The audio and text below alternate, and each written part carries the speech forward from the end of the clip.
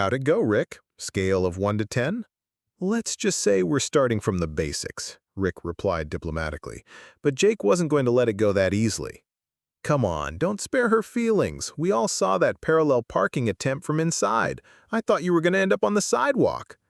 He turned to me with a smirk that made me want to explain exactly how many complex docking maneuvers I'd supervised in my career. No offense, but have you considered maybe taking the bus? It might be safer for everyone involved. I felt my jaw tighten, but I forced myself to stay in character. I know I'm not very good yet, but that's why I'm here, to learn. Not very good is putting it mildly, Jake continued, apparently enjoying himself. Rick, seriously, how long do you think it's going to take to get her ready for a road test? 6 months? A year?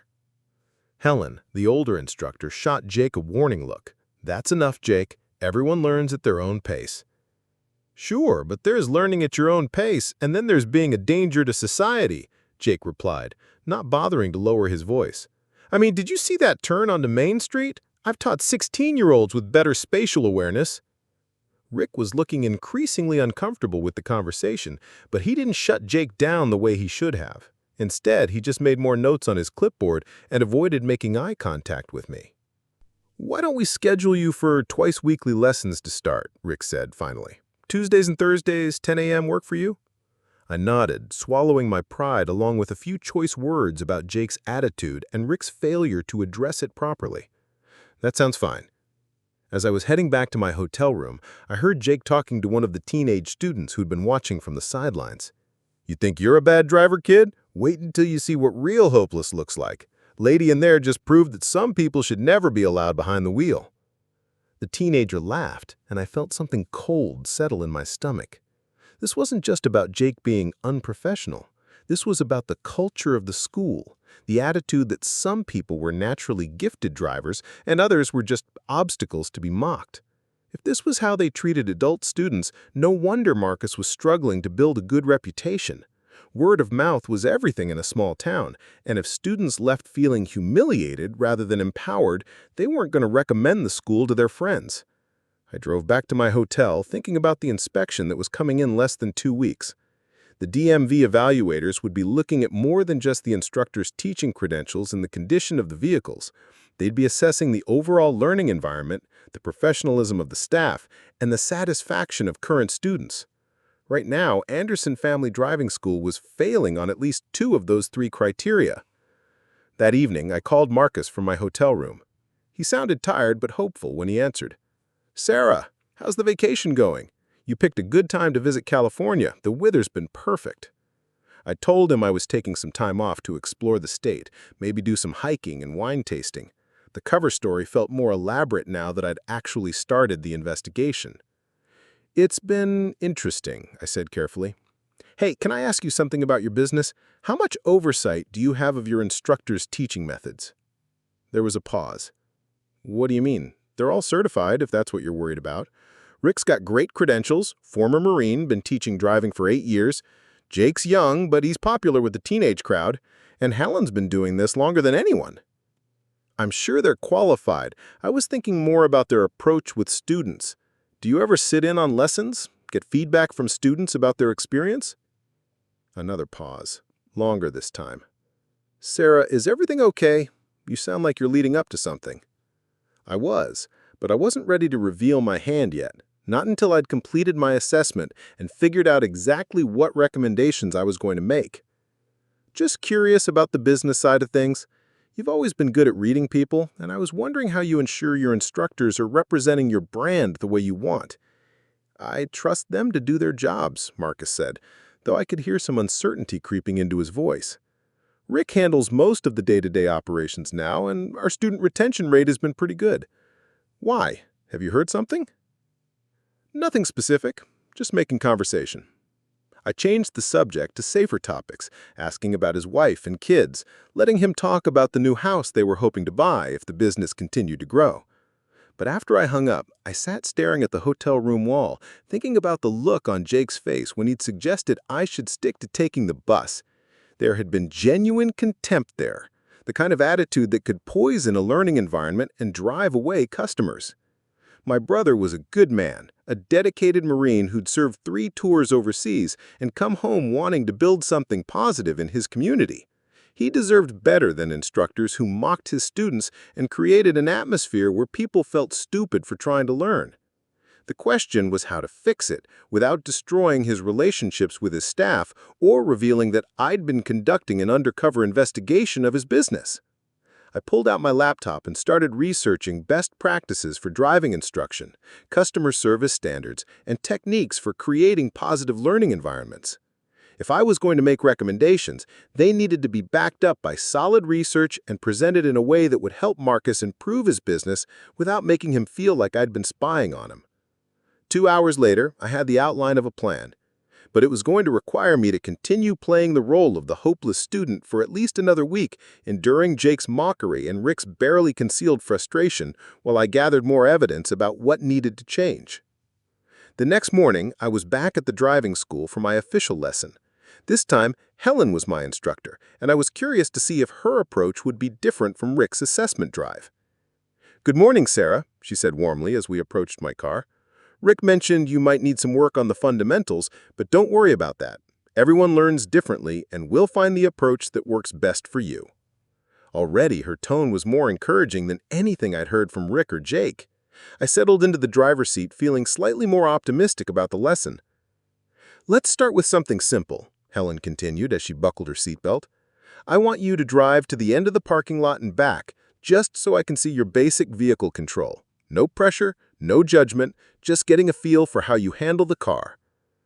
The lesson went better than my assessment drive, partly because Helen was a better teacher, and partly because I was starting to remember some of the civilian driving habits I'd learned decades ago. She was patient when I struggled with the parallel parking, offering concrete tips instead of just taking notes on a clipboard. But halfway through the lesson, Jake appeared at the passenger window of a car where he was teaching a teenage boy, and I could see him pointing in our direction and laughing about something. The teenager looked over at us and grinned, and I realized they were making jokes about my driving. Helen noticed too, and I saw her jaw tighten slightly. "Ignore them," she said quietly. "Some people forget that teaching means helping people improve, not making them feel small." It was a small moment of solidarity, but it told me something important about the dynamics at the school. Helen understood what good instruction looked like, but she was either unwilling or unable to confront the more problematic attitudes of her colleagues. After the lesson, as I was gathering my things, I overheard a conversation between Jake and one of his teenage students that made my blood pressure spike. See, the thing is, some people are just natural drivers, and some people should probably stick to being passengers. That lady you saw me laughing about, she's what we call a lost cause. Rick says she drives like she's steering a shopping cart. The teenager laughed. "Why do you even bother teaching people like that?" "Money's money," Jake replied. "But honestly, I'm hoping Rick assigns her to Helen permanently. I don't have the patience to deal with that level of hopeless." I wanted to walk over there and explain exactly what kind of vehicles I'd been steering for the past 20 years, but I forced myself to keep walking toward my car. The investigation wasn't complete yet, and losing my temper would compromise everything I was trying to accomplish. But as I drove back to the hotel, I was already composing the conversation I was going to have with Marcus once the DMV inspection was over.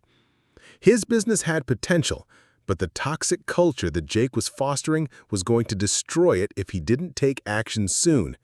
And the DMV inspectors were going to notice it too, if they spent any time observing the interactions between instructors and students.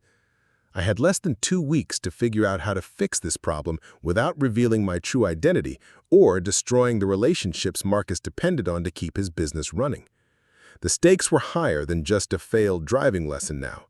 This was about my brother's dream, his family's financial security, and the reputation of a business that bore our family name. Time to start thinking like an admiral instead of a hopeless student. The Tuesday morning lesson with Helen had gone well enough that I'd started to think maybe I could salvage this situation without anyone getting fired. Then Thursday rolled around, and Rick informed me that Jake would be handling my lesson because Helen was dealing with a family emergency. "Don't worry," Rick said as he handed Jake the clipboard with my progress notes. "Jake's got experience with challenging students. He'll get you sorted out." The smirk on Jake's face told me this was going to be anything but sorted out. "All right, Sarah," Jake said as we walked toward my car, making no effort to hide his lack of enthusiasm. "I've been hearing interesting things about your driving skills. Rick says you're still struggling with basic maneuvers, and Helen mentioned you nearly took out a fire hydrant during parallel parking practice. That true?" I bit back my first 3 responses and went with something appropriately embarrassed. "I'm still learning. That's why I'm here." "Right, still learning." Jake slapped the student driver signs onto my car with more force than necessary. "Well, today we're going to try something different. Instead of babying you through the easy stuff, I'm going to show you what real driving looks like. Sink or swim, you know?" As I settled into the driver's seat, I noticed Jake had positioned himself differently than Helen or Rick had. Instead of sitting normally, he was turned slightly toward me with his arms crossed, like he was settling in to watch a performance he expected to find amusing. "Let's head out to Highway 41, he said. "Time to see how you handle real traffic instead of just putting around quiet neighborhood streets." Highway 41 was the main arterial road through town, with a speed limit of 45 miles per hour and steady traffic flow during morning hours. It wasn't unreasonable for a driving lesson, but the way Jake suggested it felt like he was throwing me into the deep end, hoping to watch me drown. I started the engine and began the now familiar routine of adjusting mirrors and checking my seatbelt. Jake was already drumming his fingers impatiently on his knee. "Today would be good," he said. "We don't have all morning." I pulled out of the parking lot and headed toward the highway entrance, trying to remember to check my blind spots and signal properly. The Honda felt more familiar now after several lessons, but I was still deliberately overcompensating on turns and being overly cautious at intersections to maintain my cover. "Jesus, could you drive any slower?" Jake muttered as I approached a merge lane doing exactly the speed limit. "You're going to cause an accident driving like that. Speed up, match the flow of traffic." I pressed the accelerator and moved into the right lane, checking my mirrors carefully. Behind us, I could see a pickup truck that had to slow down slightly to accommodate my merge, and Jake immediately seized on that. "See that? You just forced that guy to brake because you merged like an old lady. In the real world, driving like that gets people killed." He was scribbling something on his clipboard, shaking his head theatrically. "I don't know what Helen's been teaching you, but this is painful to watch." The criticism stung more than it should have, considering I was deliberately driving poorly. But there was something particularly grating about Jake's tone, the way he seemed to take personal satisfaction in pointing out every perceived mistake. "Try the next exit," he said, pointing to a sign ahead. "Let's see if you can handle a simple off-ramp without causing a traffic jam." I signaled early and moved toward the exit lane, but apparently not smoothly enough for Jake's standards. No, you're drifting. Stay in your lane and signal earlier next time. Give people more warning that you're going to be doing something unpredictable." The irony was that in my normal driving, I was probably more precise and aware than anyone else on the road. 20 years of military training had ingrained habits of situational awareness and vehicle control that civilian drivers rarely achieved. But playing the incompetent student meant suppressing all of those instincts and making exactly the kinds of mistakes that Jake was now cataloging with obvious satisfaction. "Pull over here," Jake said as we reached a quiet side street. "We need to work on your parking before you hurt someone." He had me practice parallel parking between 2 orange cones, a maneuver I deliberately botched by leaving the car too far from the curb and at a slight angle. In reality, I could have backed a supply truck into a space half that size, but Sarah Mitchell was supposed to be hopeless behind the wheel. "Unbelievable," Jake said after my 3rd attempt. "Have you considered maybe this just isn't for you? I mean, there's no shame in admitting that some people aren't cut out for driving. Public transportation exists for a reason."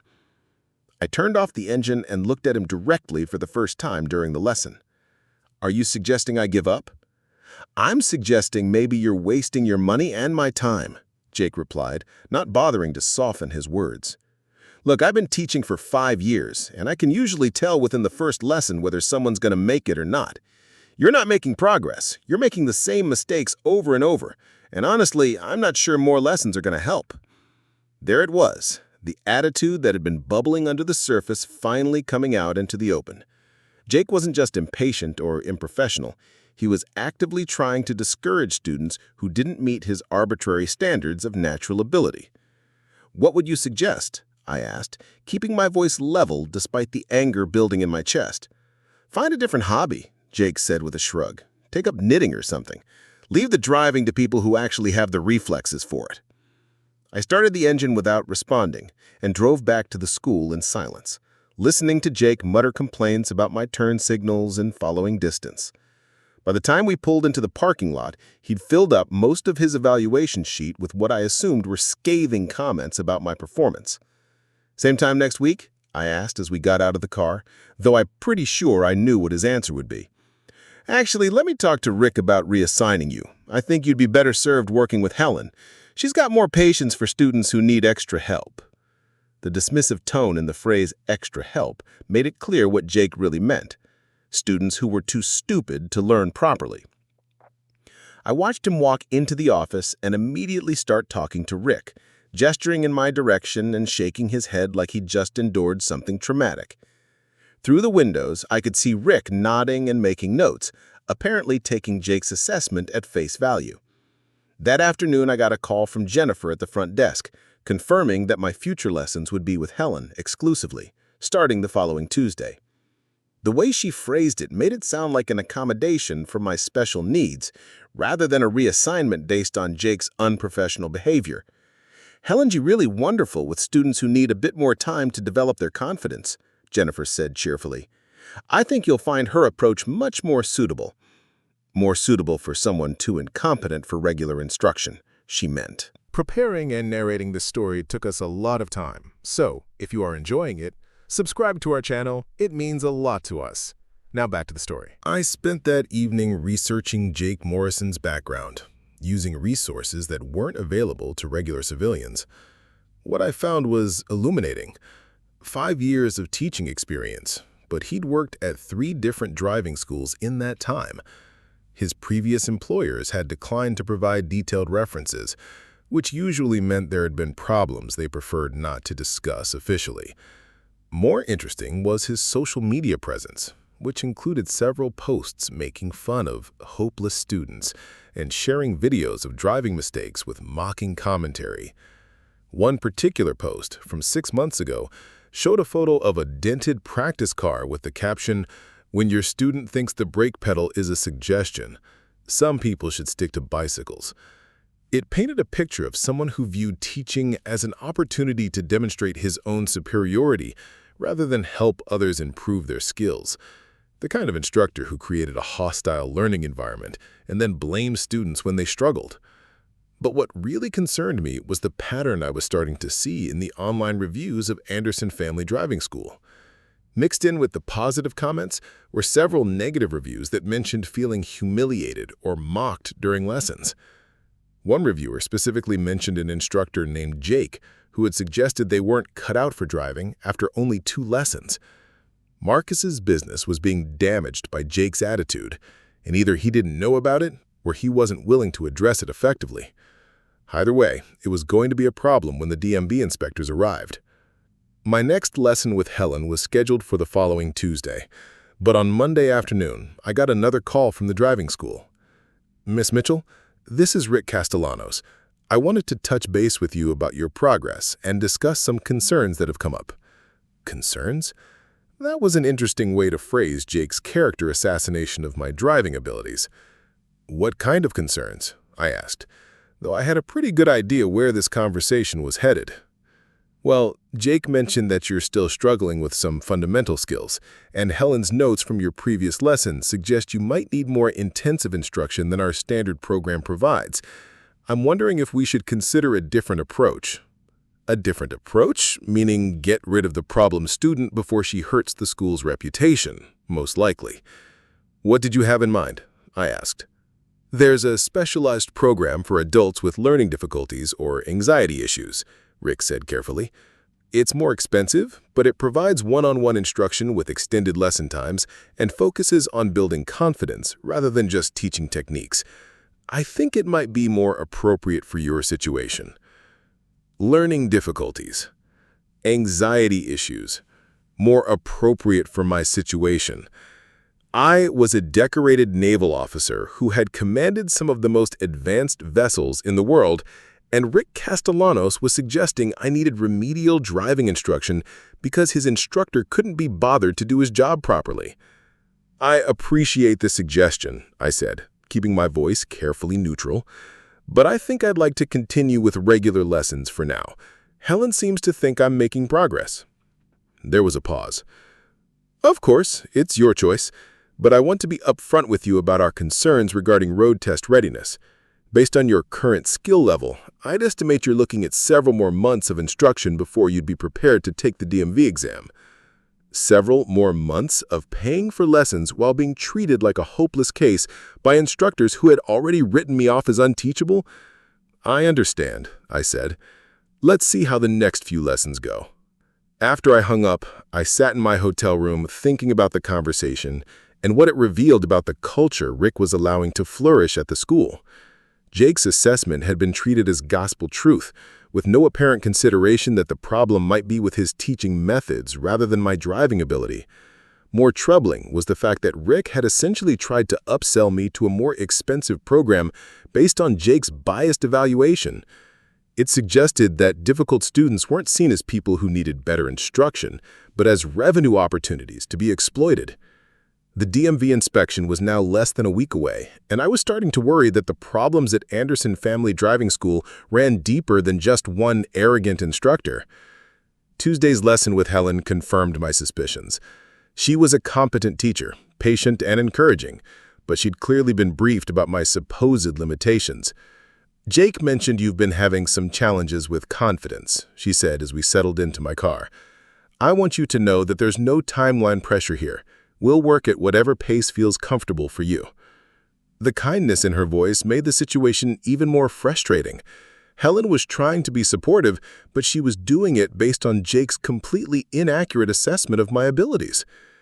"I feel like I've been making progress," I said carefully. "Do you think I'm really as hopeless as Jake suggested?" Helen's expression tightened slightly. "Jake can be direct in his evaluations. I prefer to focus on what students can do rather than what they can't. Everyone learns differently." It was a diplomatic response, but I could hear the disapproval in her voice. Helen knew Jake's approach was problematic, but she was either unwilling or unable to challenge it directly. The lesson went smoothly, with Helen providing constructive feedback and practical tips that actually helped me refine my deliberately imperfect driving performance. But afterward, as we were walking back to the office, Jake intercepted us in the parking lot. "How'd it go with our special case?" he asked Helen, loud enough for several other students to hear. "Any miracles happen, or are we still looking at Mission Impossible?" Helen's jaw tightened. "Sarah is making steady progress. She just needs consistent instruction and encouragement." Right, encouragement, because that's what's going to fix her complete lack of spatial awareness and reaction time. Sometimes being nice isn't enough, Helen. Sometimes you have to be honest with people about their limitations. I felt my hands clench into fists and had to consciously force them to relax. Jake was discussing my driving ability like I wasn't standing right there, treating me like a case study of incompetence rather than a paying customer who deserved basic respect. "I think I should get going," I said, not trusting myself to stay in character much longer. "Probably for the best," Jake agreed. "Helen, make sure you document everything in her file. The DMV inspectors are coming next week, and we want to make sure our records show we're being thorough with challenging students." DMV inspectors. Next week. Jake had just confirmed the timing of the inspection I had arranged, which meant he'd been briefed about it by Rick. More importantly, he'd revealed that they were specifically concerned about how their handling of difficult students would be perceived by the evaluators. They knew their approach was problematic enough to require documentation and justification. "I took care of the paperwork," Helen said quietly, shooting Jake a look that could have melted paint. As I drove back to my hotel, I thought about Jake's comment regarding the DMV inspection. Rick had obviously briefed his staff about the upcoming evaluation, and they were preparing to defend their teaching methods and student outcomes. What they didn't know was that the inspection team would be paying particular attention to the learning environment and instructor professionalism based on specific concerns I'd raised during my preliminary discussions with the DMV's oversight department. Jake's behavior over the past 2 weeks had given me plenty of ammunition for those discussions. That evening, I called my contact at the DMV to provide an update on my observations. "How bad is it?" asked Sandra Martinez, the senior inspector who would be leading the evaluation team. "Mixed bag," I replied honestly. "The owner's heart is in the right place, and one of the instructors is excellent, but there's a serious culture problem with one of the staff members, and it's affecting the overall learning environment." Affecting it how? I summarized Jake's behavior over the past 2 weeks, his dismissive attitude toward struggling students, and his public mockery of people who didn't meet his standards. I also mentioned Rick's apparent willingness to enable Jake's approach rather than address it. "That's definitely concerning," Sandra said. "We'll make sure to observe some actual lessons during our visit, not just review paperwork. Do you think the owner is aware of the problem?" "I'm not sure. He seems to trust his head instructor to handle day-to-day operations, and the head instructor doesn't seem inclined to challenge Jake's methods." "Well, we'll find out next week. Are you planning to maintain their cover through the inspection?" I'd been thinking about that question for days. Part of me wanted to reveal my identity and take control of the situation immediately, but another part of me knew that the inspection would be more valuable if I could observe how Jake behaved when he thought no one important was watching. "I think so, at least until you've had a chance to see the dynamics firsthand." "Understood. We'll be there Thursday morning, unannounced. Standard protocol is to observe for several hours and interview current students as part of the evaluation process."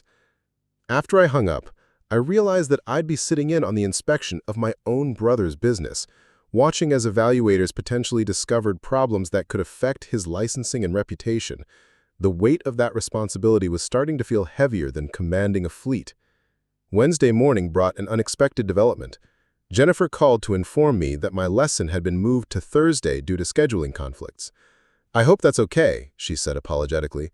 "Helen had to reschedule a few appointments, but we can fit you in at 10:30 Thursday morning instead of Tuesday." Thursday morning, the same day as the DMV inspection. "That's fine," I said, though my mind was already racing through the implications. If the timing worked out right, the inspectors might be there to observe my lesson with Helen, which could provide valuable insight into the school's teaching methods and student interactions. It could also mean that Jake would be on his best behavior if he knew inspectors were in the building, which would undermine the whole point of the unannounced evaluation. Thursday morning arrived gray and drizzling, the kind of weather that made driving more challenging and nerves more frayed.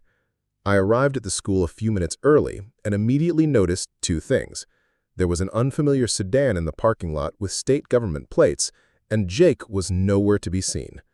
Through the office windows, I could see Rick in deep conversation with 2 people in business attire, one of whom I recognized as Sandra Martinez. The DMV inspection was already underway. Jennifer looked unusually stressed when I walked in, juggling phone calls and paperwork while trying to maintain her normal cheerful demeanor. "Hi, Sarah. Helen will be with you in just a moment," she said, barely looking up from her desk.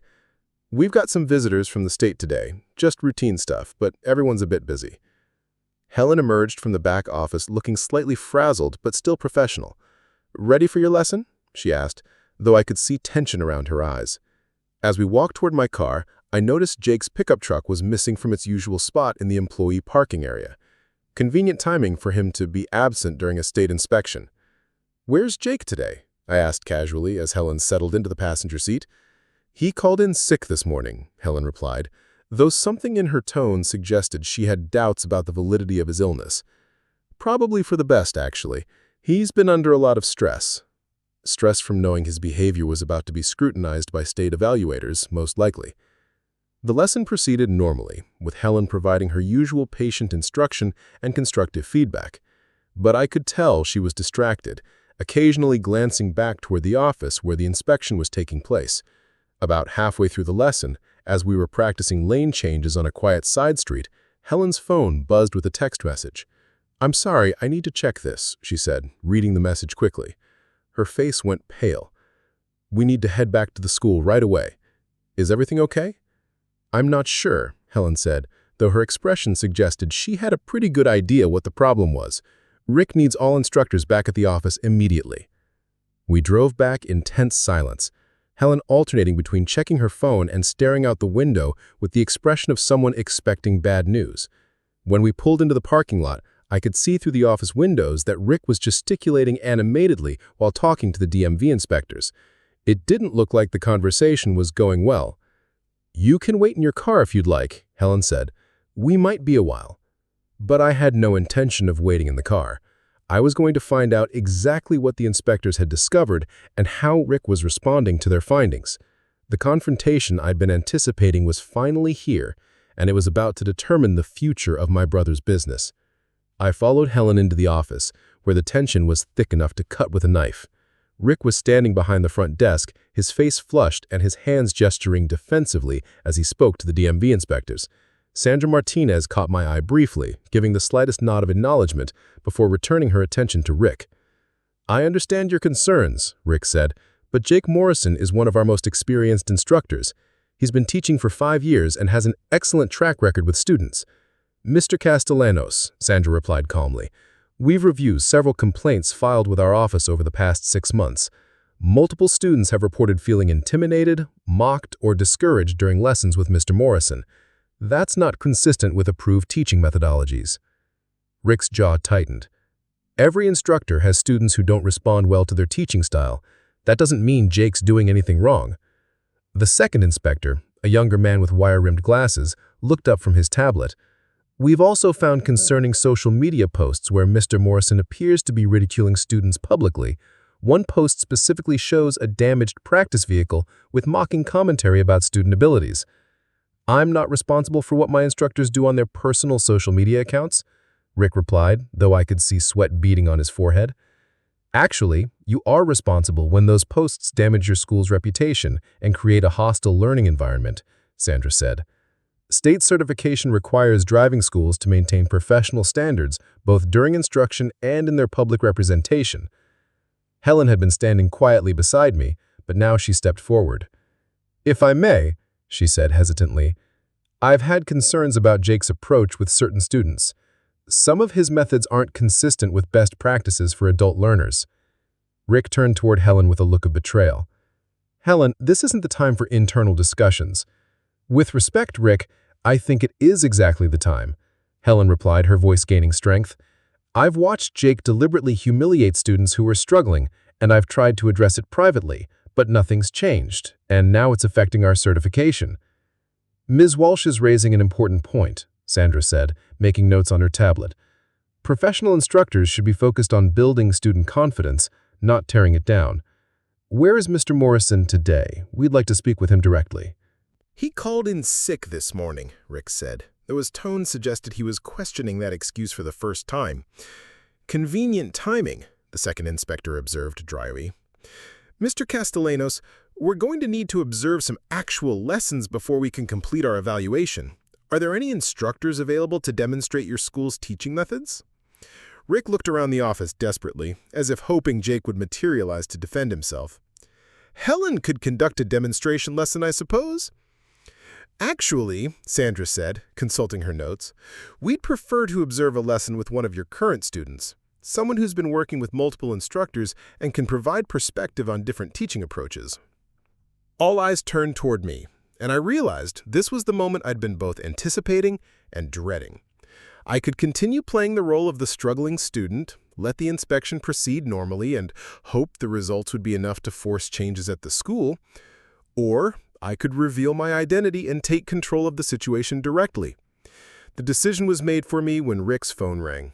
He glanced at the caller ID and answered with obvious relief. "Jake, thank God! Where are you? We've got DMV inspectors here and they want to speak with you about some complaints." I watched Rick's face change as he listened to Jake's response, his expression shifting from relief to confusion to something approaching horror. "What do you mean you're at the naval base? What naval base?" Rick's voice was getting louder, drawing concerned looks from the inspectors. There was another pause, and then Rick looked directly at me with dawning comprehension. "Jake, I need you to slow down and explain exactly what you're telling me. You're saying one of our students is What? Sandra Martinez was watching this conversation with professional interest, but I could see the moment when she realized where it was heading. Her eyes met mine again, and this time she didn't try to hide her recognition. "Mr. Castellanos," Sandra said quietly, "perhaps you should put that call on speaker." Rick looked confused but complied, pressing the speaker button on his phone.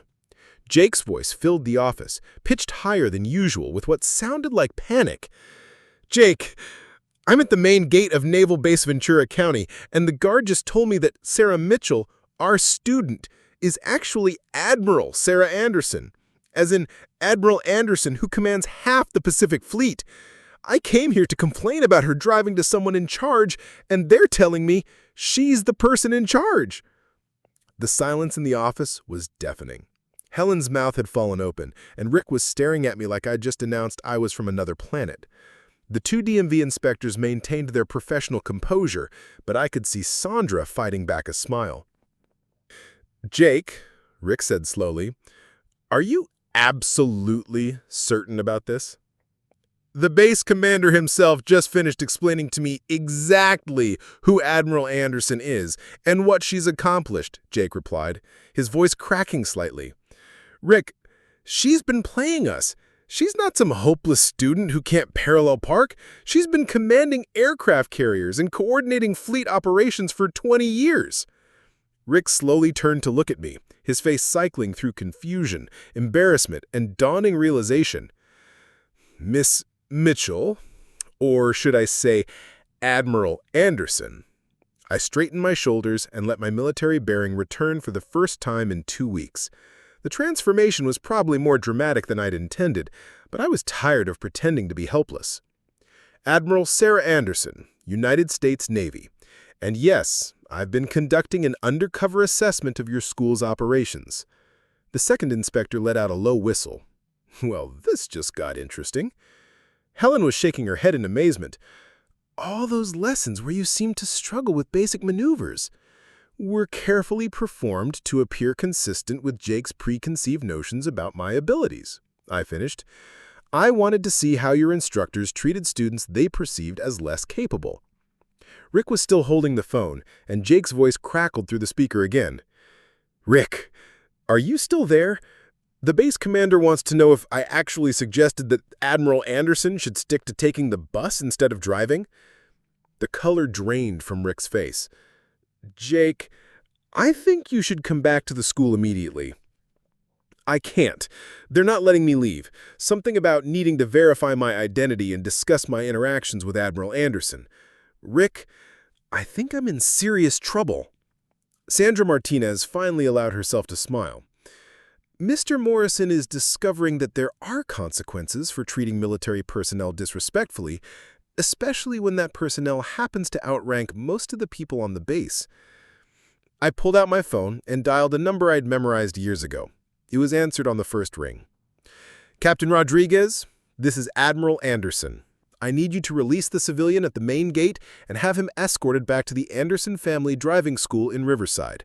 No charges, no formal action, just a very educational conversation about respect and professionalism." "Yes, ma'am. Should we provide him with an escort?" "That won't be necessary, Captain. I believe Mr. Morrison has learned what he needed to learn." I ended the call and looked around the office where everyone was still processing the revelation. Helen was the first to speak. "Admiral, I owe you an apology. If I'd known who you were, I would have addressed Jake's behavior more directly." "Helen, you have nothing to apologize for. Your teaching methods were professional and encouraging throughout. You treated me with respect even when you believed I was struggling with basic skills. That's exactly how every instructor should behave." Rick was still holding the phone, and Jake's voice crackled through the speaker. "Mr. Anderson, I don't understand. Why would you enroll in our driving school under false pretenses?" "Because this driving school bears my family name. Marcus Anderson is my younger brother, and I've been watching his business struggle with negative reviews and declining enrollment. I wanted to understand why." The admission hit Rick like a physical blow. "Marcus never mentioned he had a sister in the Navy."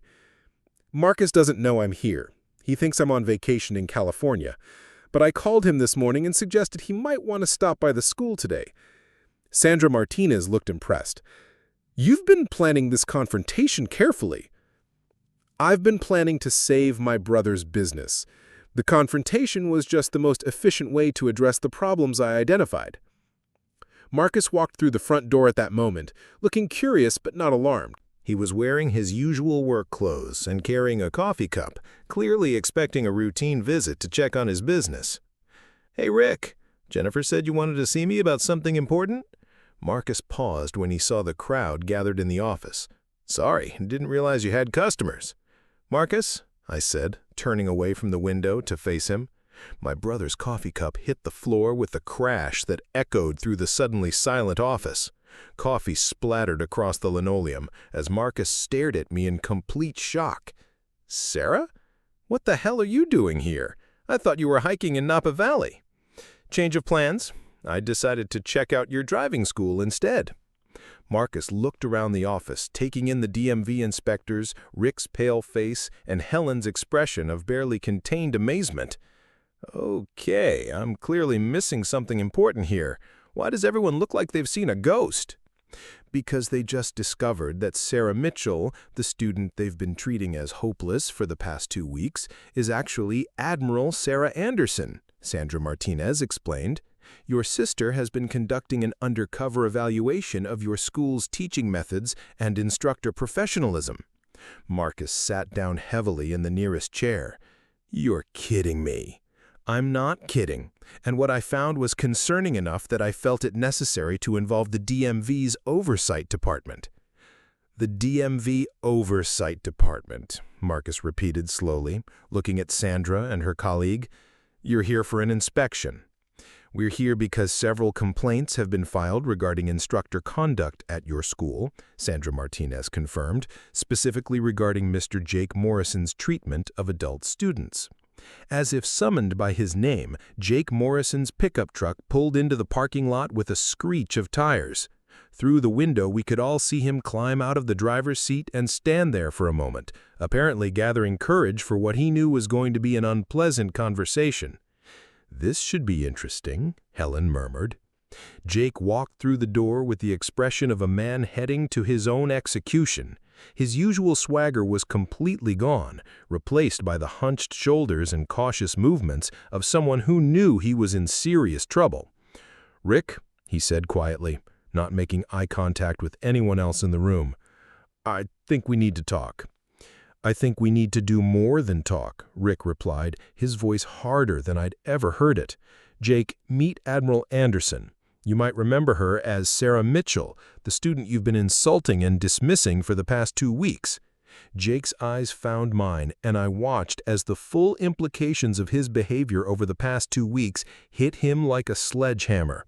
His face went through several color changes before settling on a sickly pale green. "Admiral," he said hoarsely, "I had no idea." "No, you didn't," I agreed, "and that's exactly the problem. You treated me with disrespect and contempt because you assumed I was just another struggling student with no power to challenge your behavior. You mocked me publicly, suggested I wasn't capable of learning to drive, and tried to humiliate me in front of other students." Jake was looking at the floor now, unable to maintain eye contact. "I was just trying to be honest about your skill level." "My skill level?" I let some steel creep into my voice. "Mr. Morrison, I've been commanding naval vessels for over 20 years. I've navigated aircraft carriers through combat zones, coordinated complex fleet maneuvers, and supervised the operation of some of the most sophisticated machinery on Earth. Your assessment of my driving abilities was based entirely on your own limitations as an instructor." Marcus was shaking his head in disbelief. "Sarah, are you telling me you deliberately drove poorly to test how the instructors would react?" "I performed consistently with Jake's expectations. He decided within the first lesson that I was hopeless, and from that point forward, nothing I did was going to change his mind. He wasn't interested in teaching me, he was interested in proving that he was right about my limitations." Sandra Martinez pulled out her tablet and made several notes. "Mr. Morrison, we've documented multiple instances of unprofessional behavior towards students. Admiral Anderson's experience is consistent with other complaints we've received." Jake finally looked up, his face desperate. "I was just trying to maintain standards. Some people really aren't cut out for driving, and it's not helpful to give them false hope." "That's not your decision to make," Helen said firmly. "Our job is to provide professional instruction and let students determine their own capabilities. You've been using your position to humiliate people who came here seeking help." "Helen's right," Marcus said, his voice tight with anger I'd rarely heard from my usual calm brother. "Jake, I trusted you to represent this business professionally. Instead, you've been driving away customers and damaging our reputation." Rick was nodding in agreement. "The social media posts alone are grounds for termination. Making fun of students publicly is completely unacceptable." Jake looked around the room desperately, as if hoping to find an ally somewhere. "Rick, you said yourself that some students are more challenging than others. I was just trying to be realistic about their prospects." "There's a difference between being realistic and being cruel. And there's a difference between having high standards and using those standards as an excuse to belittle people." Sandra Martinez cleared her throat. "Gentlemen, ladies, we still have an inspection to complete. Mr. Morrison, we'll need to discuss your teaching methods and student interactions in detail. Mr. Castellanos, we'll need to review your supervision and oversight procedures." Marcus stood up, and I could see him switching into the leadership mode I remembered from his Marine Corps days. "Actually, I think we can expedite this process. Jake, you're terminated, effective immediately. Rick, we need to have a serious conversation about how this situation was allowed to develop." Jake's face went white. "Marcus, you can't be serious. I've been working here for 2 years. I know this business inside and out." "You've been damaging this business for 2 years. Admiral Anderson's investigation just confirmed what I should have addressed long ago. Admiral Anderson is your sister. This whole thing was a setup. You can't fire me based on some undercover operation. I can fire you based on the documented complaints, the unprofessional social media posts, and the testimony of other instructors." Sandra Martinez was typing rapidly on her tablet. "Mr. Anderson, I have to say, your response to these findings is exactly what we hope to see from school owners. Taking immediate corrective action demonstrates your commitment to maintaining professional standards." Rick was looking increasingly uncomfortable as he realized that his failure to supervise Jake effectively was also under scrutiny. "Marcus, I want you to know that I had no idea the situation had gotten this bad." "That's part of the problem, Rick." As head instructor, it's your responsibility to ensure all staff members are following proper teaching protocols. Marcus walked over to Jake, who was still standing by the door looking shell-shocked. "Jake, I need you to clean out your desk and turn in any school materials. Your final paycheck will be mailed to you." Jake opened his mouth as if to argue, then seemed to realize the futility of it. He walked to his desk in the corner of the office and began gathering his personal belongings while everyone watched in silence. "I want you all to understand something," Marcus said, addressing the room. "This business bears my family name, and that means something to me. Every student who walks through that door deserves to be treated with respect and professionalism, regardless of their skill level or background." Helen nodded emphatically. "That's always been my approach, Marcus. I'm glad to see it's now going to be the official policy." "It's not just going to be policy," Marcus said. "Rick, I want you to implement mandatory customer service training for all instructors. I want regular student feedback surveys, and I want monthly reviews of all instructor evaluations to ensure we're maintaining consistent standards." Sandra Martinez smiled approvingly. "Those are exactly the kinds of systematic improvements we recommend for schools that want to maintain their certification." Jake had finished packing his belongings and was heading toward the door, but I stopped him with a question. "Mr. Morrison, do you have anything you'd like to say to the other students you treated the way you treated me?" Jake paused with his hand on the door handle. For a moment, I thought he might actually offer a genuine apology or acknowledgement of his mistakes. Instead, he turned back with a sullen expression. "I still think some people shouldn't be driving," he muttered. "And I think some people shouldn't be teaching," I replied. "The difference is I have the authority to do something about it." After Jake left, the atmosphere in the office immediately felt lighter. Sandra Martinez and her colleagues spent another hour interviewing Helen and reviewing documentation, but it was clear that Marcus's swift action had addressed their primary concerns. "We'll have our final report completed within a week," Sandra told Marcus as they prepared to leave. "Based on what we've observed today, I don't anticipate any issues with your certification renewal."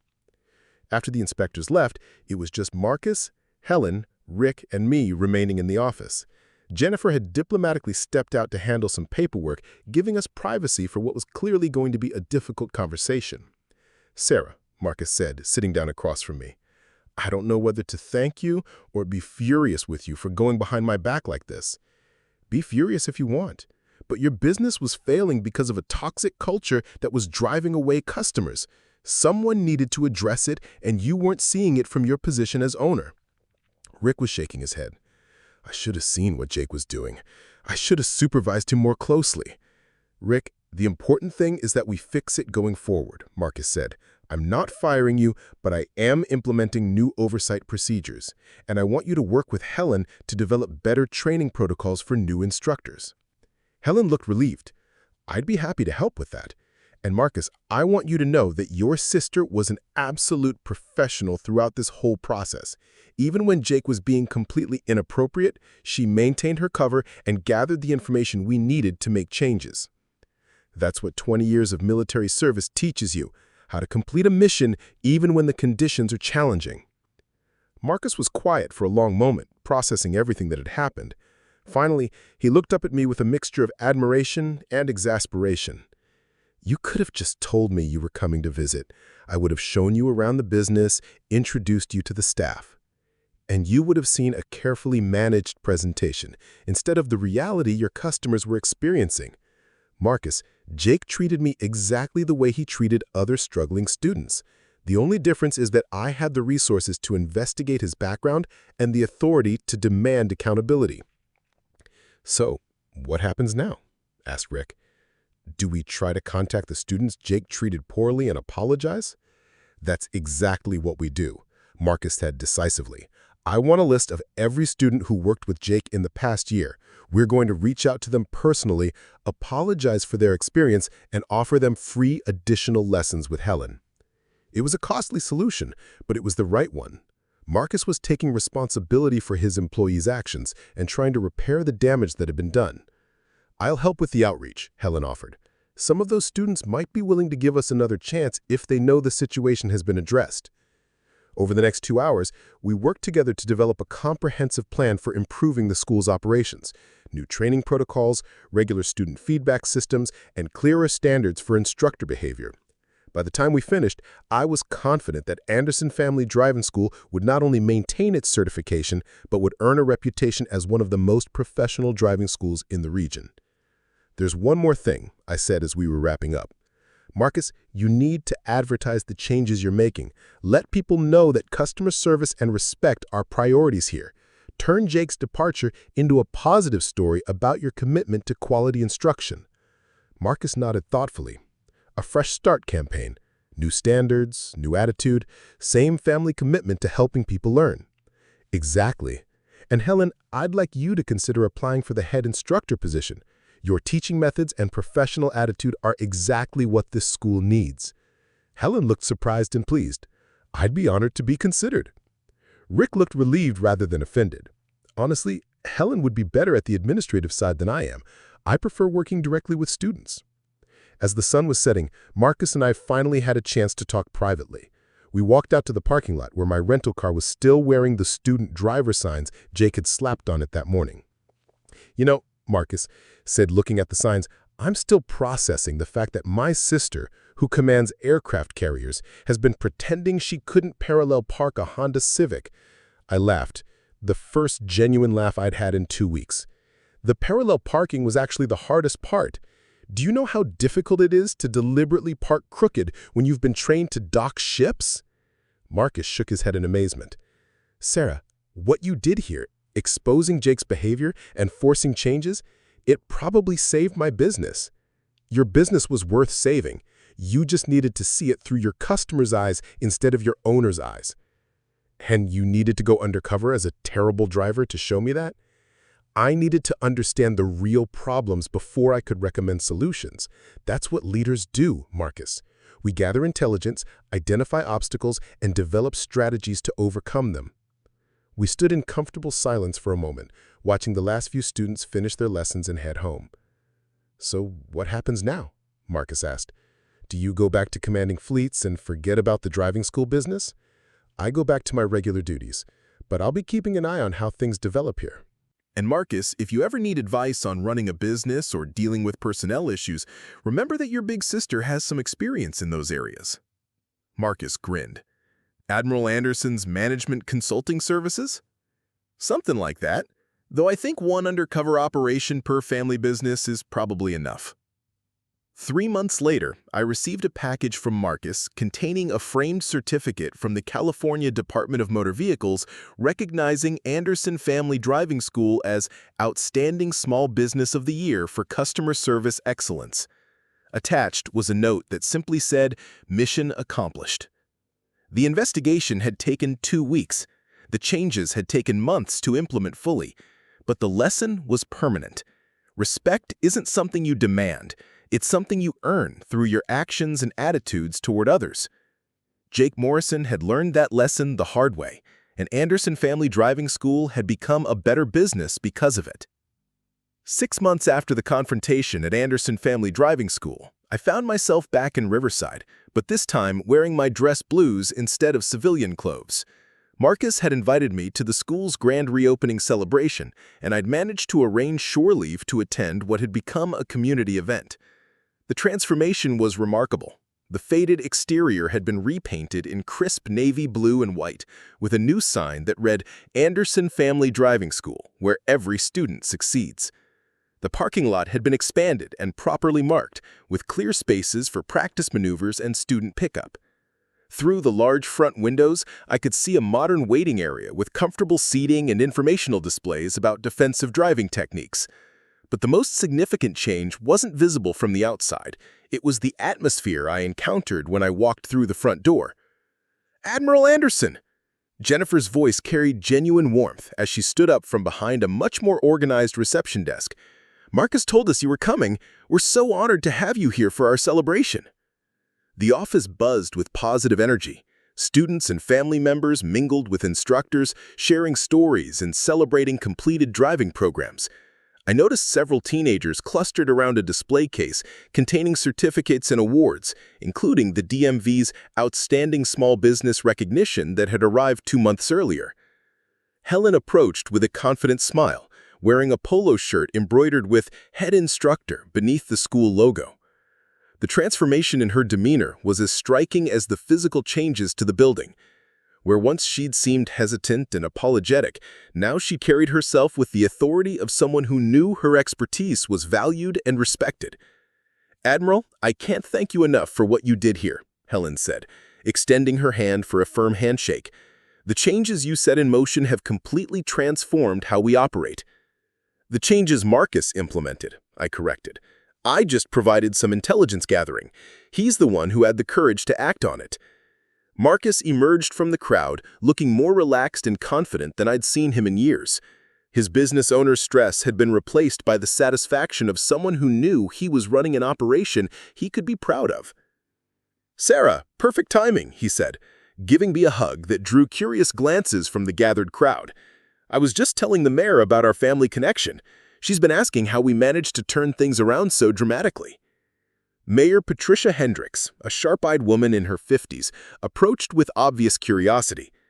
"Admiral Anderson, your brother tells me you provided some consulting advice that helped revolutionize their approach to customer service." "Something like that," I replied diplomatically. "Marcus has always had good instincts for leadership. He just needed to trust them more fully." What the mayor didn't know, and what most of the community had never learned, was the full extent of my undercover investigation. Marcus and I had agreed to keep the details private, focusing instead on the positive changes that had resulted. The official story was that Admiral Anderson had provided business consulting advice to help her brother improve his operations. It was true enough, even if it left out the more dramatic elements of how that consulting had been conducted. Rick Castellanos joined our conversation, looking considerably more at ease than he had during the DMV inspection. His role had evolved from head instructor to operations manager, a position that better suited his organizational skills while removing the pressure of personnel supervision that had allowed Jake's behavior to go unchecked. Admiral, I wanted you to know that the new training protocols you suggested have been incredibly effective. We've implemented monthly instructor evaluations, regular student feedback sessions, and peer observation programs. The improvement in student satisfaction has been measurable. What kind of measurable improvement? I asked, genuinely curious about the long-term results of the changes. Helen pulled out a tablet and showed me a series of charts and graphs. Our student completion rate has increased from 65% to 92%. Average lesson requirement has decreased from 12 sessions to 8 sessions per student, and our customer satisfaction scores have gone from 3.2 stars to 4.8 stars on all major review platforms. The numbers told the story more clearly than any dramatic confrontation could. When students felt respected and supported, they learned faster and stayed with the program. When instructors focused on building confidence rather than demonstrating superior knowledge, the entire learning environment improved. More importantly, Marcus added, we've had 17 former students return to complete their programs after hearing about the changes. People who had given up on learning to drive because of negative experiences are giving us another chance. One of those returning students was approaching us now, a middle-aged woman with graying hair and a nervous smile. Marcus gestured for her to join the conversation. Admiral Anderson, I'd like you to meet Diana Castillo. She was one of our students last year who had a difficult experience. She came back 3 months ago to try again. Diana's handshake was firm, but I could see the residual anxiety in her eyes. Admiral, I heard you were instrumental in the changes here. I wanted to thank you personally. My first experience at this school was so discouraging that I didn't drive for 8 months afterwards. But Helen convinced me to try again, and I passed my road test 2 weeks ago. The gratitude in her voice was more rewarding than any military commendation I'd ever received. This was the real impact of leadership, not the dramatic moments of confrontation, but the quiet transformation of individual lives. Helen deserves the credit for your success, I told Diana. Good instructors can help anyone learn to drive safely. That's exactly what she told me. She said driving isn't about natural talent, it's about proper instruction and practice. Very different message than what I heard before. As Diana moved on to rejoin the celebration, I reflected on how much had changed in just 6 months. The toxic culture that had driven away students like Diana had been replaced by an environment where struggling learners were seen as opportunities for teaching excellence rather than evidence of instructor superiority. Helen escaped herself to check on the refreshment table, and Marcus lowered his voice to speak more privately. Sarah, there's something I've been meaning to tell you. We got a call from the California Driving School Association last month. They want Helen to present our customer service model at their annual conference. Apparently, word has gotten out about our turnaround, and other schools want to learn from our approach. That's fantastic recognition for Helen and for the school. It's also recognition for what you accomplished here, Marcus said seriously. Your investigation identified problems that could have destroyed this business. The way you handled the situation, gathering evidence, and forcing accountability, it probably saved not just my livelihood, but my family's future. I was about to respond when a commotion near the front door caught my attention.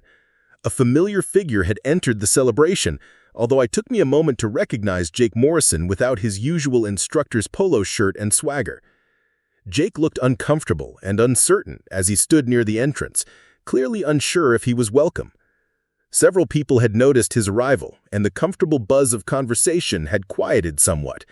Marcus saw him too and walked over immediately. I followed, curious about how this unexpected reunion would unfold. Jake, Marcus said calmly, I wasn't expecting to see you here. I heard you were having a celebration. I wanted to congratulate you on the success. And I wanted to apologize for my part in the problems you had to fix.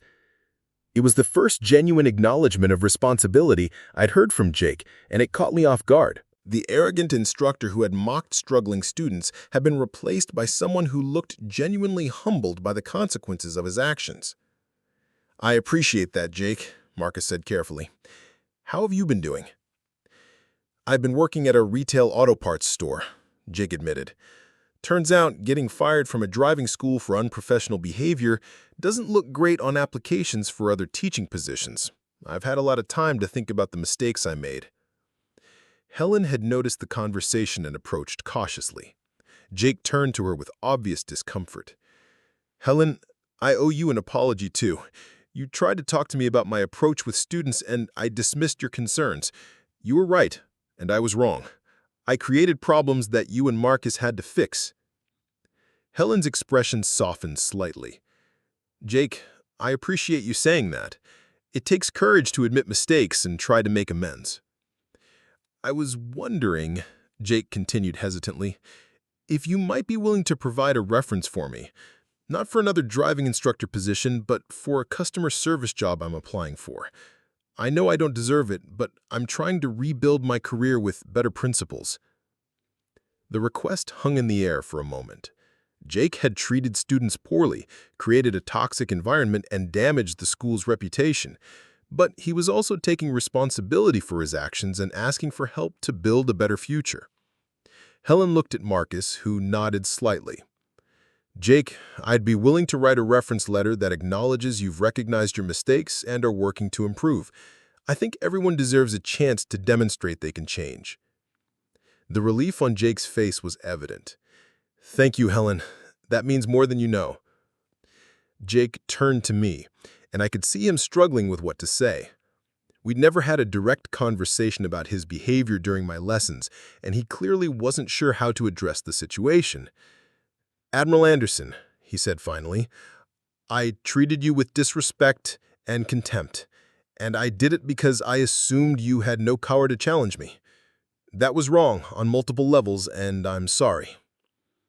Jake, the problem wasn't that you disrespected me specifically. The problem was that you treated struggling students with disrespect and contempt, period. If you've learned that lesson, then something positive has come from this situation. I have learned that lesson, Jake said earnestly. I've spent 6 months thinking about every interaction I had with students, and I'm ashamed of how I behaved. Teaching should be about helping people succeed, not proving your own superiority.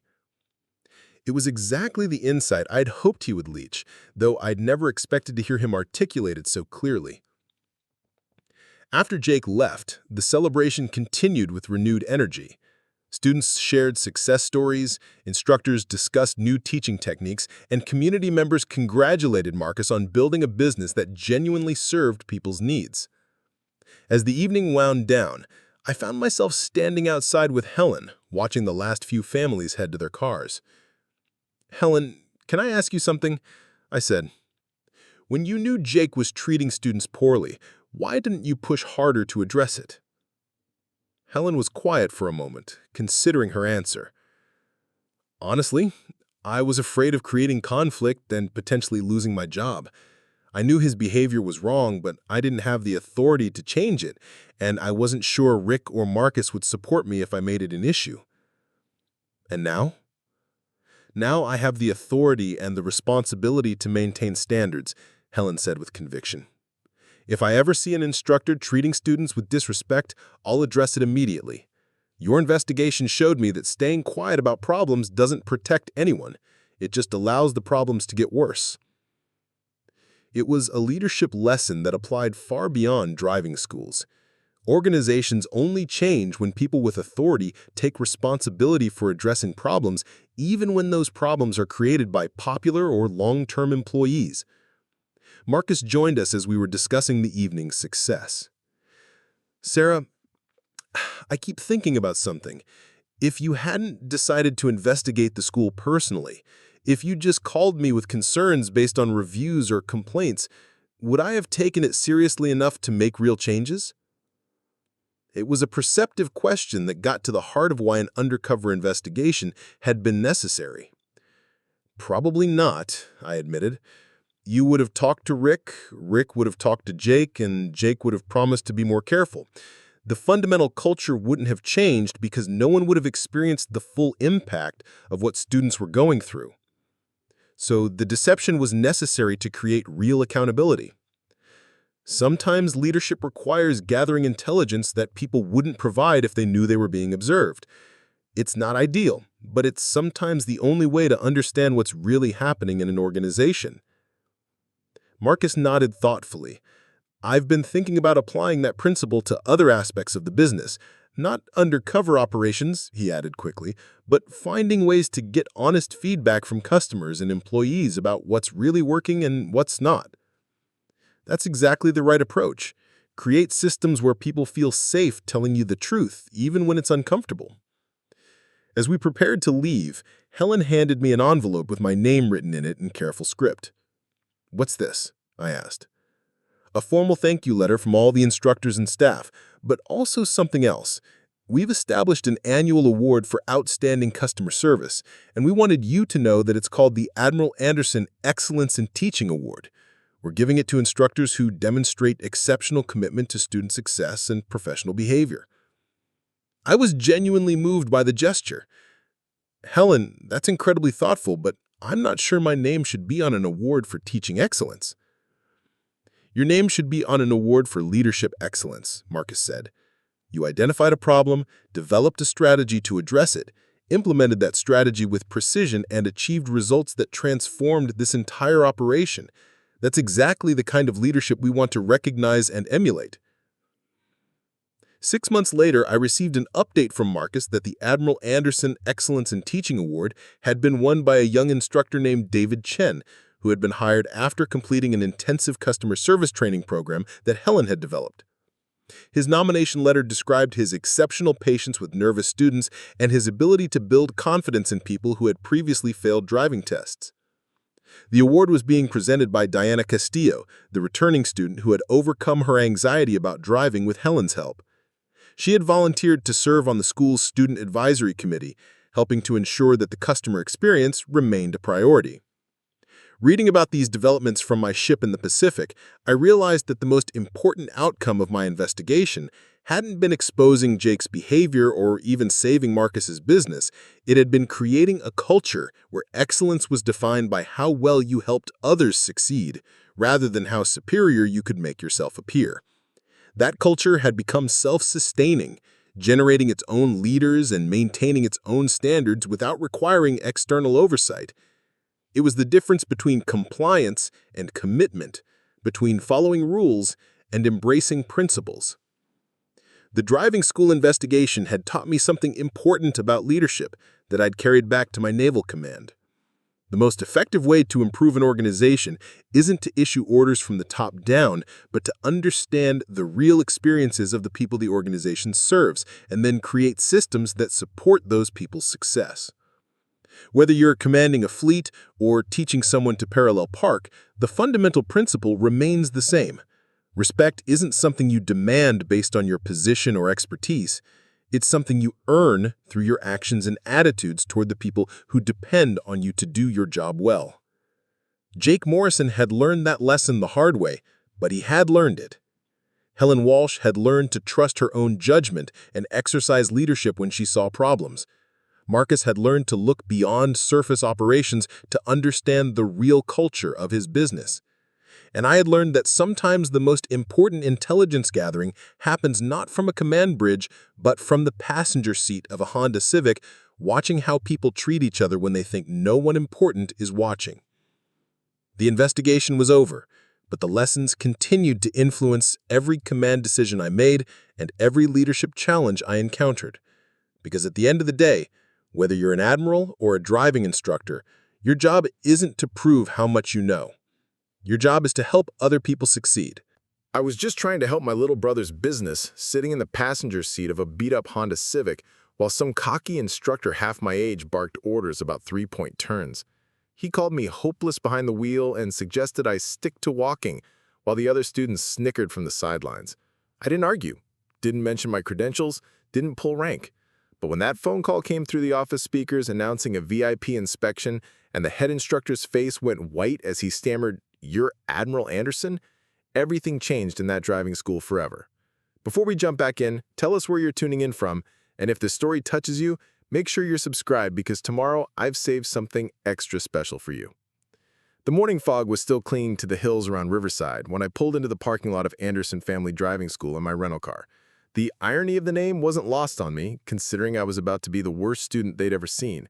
At least, that's what I was planning to let them think. My younger brother Marcus had opened this place 3 years ago after getting out of the Marines, and he'd been struggling to keep it afloat ever since. The big chain driving schools were undercutting his prices, and some online reviews had been brutal about his teaching methods being too military for civilian drivers. When he called me last month, I could hear the exhaustion in his voice, the kind that comes from watching your dreams slowly crumble despite your best efforts. "Sarah, I don't know what else to do," he'd said over our video call, his face pixelated but his frustration crystal clear. "I've got 3 instructors now, trying to expand the business, but word gets around fast in a small town. If I can't turn things around by the end of the quarter, I'm going to have to close down and find something else." That's when I'd made the decision to take some overdue leave and come help however I could. What Marcus didn't know was that I'd also arranged for the California Department of Motor Vehicles to conduct their annual inspection of his school 2 weeks early. Small driving schools needed to maintain their certification, and a glowing inspection report could work wonders for their reputation and insurance rates. The plan was simple. I'd enroll as a regular student, blend in, observe the operation from the inside, and see what needed fixing before the inspection team arrived. What I hadn't counted on was just how convincing my act of being a terrible driver would turn out to be. I'd been commanding naval vessels for over 20 years, navigating aircraft carriers through some of the most dangerous waters on Earth, coordinating complex fleet movements in 3 different theaters of combat. But apparently, parallel parking a Honda Civic was going to be my greatest challenge yet. The driving school occupied a converted auto repair shop on the outskirts of town, with a faded sign that had seen better days and a small parking lot marked with orange tones for practice maneuvers. Through the windows, I could see a handful of teenagers clustered around a desk, probably waiting for the lessons, and 2 adults in instructor polo shirts reviewing paperwork. I took a deep breath and grabbed my purse, making sure my military ID was buried deep in my wallet where no one would accidentally see it. For the next 2 weeks, I wasn't Admiral Sarah Anderson, commander of the Pacific Fleet's Surface Warfare Division. I was just Sarah, a 45-year-old woman who'd somehow managed to live her entire adult life without learning to drive properly. The story I'd prepared was simple enough. I'd grown up in San Francisco and had never needed a car, always relied on public transportation and taxis. Recently moved to California's Central Valley for work and finally needed to get my license. Little embarrassing at my age, but believable enough. The bell above the door chimed as I walked in, and immediately I could feel eyes on me. The teenagers looked up from their phones with mild curiosity, but it was the instructors who really studied me, probably trying to figure out if I was a parent or another adult student. "Good morning," I said to the woman behind the front desk, a pleasant-looking blonde in her 30s with the kind of patient smile that suggested she dealt with nervous students all day long. "I called yesterday about enrolling in your adult driving program." "Sarah Mitchell." I'd use my maiden name for the enrollment, just to be safe. The last thing I needed was someone Googling Admiral Anderson and spoiling the whole operation. "Of course, Ms. Mitchell. I'm Jennifer. We spoke on the phone. Let me grab your paperwork." She rummaged through a filing cabinet and pulled out a manila folder. "You mentioned you had some driving experience but wanted to brush up on the basics before taking your road test?" "That's right. It's been a while since I've been behind the wheel and I want to make sure I don't develop any bad habits." I filled out the forms, carefully writing in my rental car's license plate number and my temporary local address. As I was signing the liability waiver, a man emerged from the back office carrying a coffee mug that read, "World's Greatest Dad." He was about my brother's age, maybe late 30s, with the kind of confident stride that immediately marked him as former military. Everything about his posture screamed Marine, from the way he held his shoulders to the precise way he set down his mug. "This is Rick Castellanos, our head instructor," Jennifer said. "Rick, this is Sarah Mitchell, your 10 o'clock appointment." Rick looked me up and down with the assessing gaze of someone sizing up a new recruit. "First time learning to drive?" he asked, though something in his tone suggested he'd already made up his mind about what kind of student I was going to be. "Not exactly first time, but close enough," I replied, doing my best to look sheepish. "I'm probably going to need a lot of patience." "That's what we're here for," he said, though his smile didn't quite reach his eyes. "Let's start with a quick assessment drive, see what we're working with. You did bring a vehicle, right?" I nodded toward the parking lot where my rental car was parked. "The blue Honda. I hope that's okay for practice." Rick grabbed a clipboard and a set of magnetic student driver signs from behind the counter. "Perfect. Let's see what you got." As we walked toward my car, I noticed 2 other instructors had come outside, probably to watch the show. One was a younger guy, maybe mid-20s, with the cocky swagger of someone who thought he knew everything about driving because he'd been doing it for a few years. The other was an older woman, probably in her 50s, who looked like she'd seen every type of nervous student imaginable. "That's Jake Morrison and Helen Walsh," Rick explained, following my gaze. "Jake handles most of our teenage students. Helen specializes in adult learners and seniors. Depending on how today goes, one of them might be your regular instructor." I could already tell that Jake was going to be a problem. He had the magnetic signs and was slapping them onto my car with unnecessary force, and I caught him rolling his eyes when he thought I wasn't looking. "Adult learner, huh?" Jake said as I approached the driver's side door. "Don't see too many of those around here. What's the story, if you don't mind me asking?" "Medical condition? Never lived anywhere you needed to drive?" "Something like that," I said vaguely, settling into the driver's seat and adjusting the mirrors. The truth is, I'd been driving military vehicles since I was 22, everything from Humvees to specialized transport trucks. But civilian driving was different, with its own rules and expectations, and I figured it wouldn't hurt to get some professional instruction. What I didn't count on was just how convincing my act of being a terrible driver would turn out to be. I'd been commanding naval vessels for over 20 years, navigating aircraft carriers through some of the most dangerous waters on Earth, coordinating complex fleet movements in 3 different theaters of combat. But apparently parallel parking a Honda Civic was going to be my greatest challenge yet. The driving school occupied a converted auto repair shop on the outskirts of town, with a faded sign that had seen better days and a small parking lot marked with orange cones for practice maneuvers. Through the windows, I could see a handful of teenagers clustered around a desk, probably waiting for their lessons, and 2 adults in instructor polo shirts reviewing paperwork. I took a deep breath and grabbed my purse, making sure my military ID was buried deep in my wallet where no one would accidentally see it. For the next 2 weeks, I wasn't Admiral Sarah Anderson, commander of the Pacific Fleet's Surface Warfare Division. I was just Sarah, a 45-year-old woman who'd somehow managed to live her entire adult life without learning to drive properly. The story I'd prepared was simple enough. I'd grown up in San Francisco and had never needed a car. Always relied on public transportation and taxis. Recently moved to California's Central Valley for work and finally needed to get my license. Little embarrassing at my age, but believable enough. The bell above the door chimed as I walked in, and immediately I could feel eyes on me. The teenagers looked up from their phones with mild curiosity, but it was the instructors who really studied me, probably trying to figure out if I was a parent or another adult student. "Good morning," I said to the woman behind the front desk. A pleasant-looking blonde in her 30s with the kind of patient smile that suggested she dealt with nervous students all day long. "I called yesterday about enrolling in your adult driving program. Sarah Mitchell." I'd use my maiden name for the enrollment, just to be safe. The last thing I needed was someone Googling Admiral Anderson and spoiling the whole operation. "Of course, Ms. Mitchell. I'm Jennifer. We spoke on the phone. Let me grab your paperwork." She rummaged through a filing cabinet and pulled out a manila folder. "You mentioned you had some driving experience but wanted to brush up on the basics before taking your road test?" "That's right. It's been a while since I've been behind the wheel, and I want to make sure I don't develop any bad habits." I filled out the forms, carefully writing in my rental car's license plate number and my temporary local address. As I was signing the liability waiver, a man emerged from the back office carrying a coffee mug that read, "World's Greatest Dad." He was about my brother's age, maybe late 30s, with the kind of confident stride that immediately marked him as former military. Everything about his posture screamed Marine, from the way he held his shoulders to the precise way he set down his mug. "This is Rick Castellanos, our head instructor," Jennifer said. "Rick, this is Sarah Mitchell, your 10 o'clock appointment." Rick looked me up and down with the assessing gaze of someone sizing up a new recruit. "First time learning to drive?" he asked, though something in his tone suggested he'd already made up his mind about what kind of student I was going to be. "Not exactly first time, but close enough. I'm probably going to need a lot of patience." "That's what we're here for," he said, though his smile didn't quite reach his eyes. "Let's start with a quick assessment drive. See what we're working with. You did bring a vehicle, right?" I nodded toward the parking lot where my rental car was parked. "The blue Honda. I hope that's okay for practice." Rick grabbed a clipboard and a set of magnetic student driver signs from behind the counter. "Perfect. Let's see what you got." As we walked toward my car, I noticed 2 other instructors had come outside, probably to watch the show. One was a younger guy, maybe mid-20s, with the cocky swagger of someone who thought he knew everything about driving because he'd been doing it for a few years.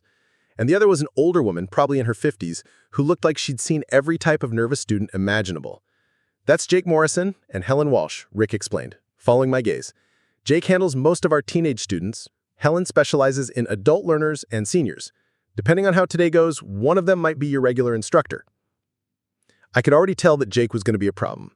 He had the magnetic signs and was slapping them onto my car with unnecessary force, and I caught him rolling his eyes when he thought I wasn't looking. "Adult learner, huh?"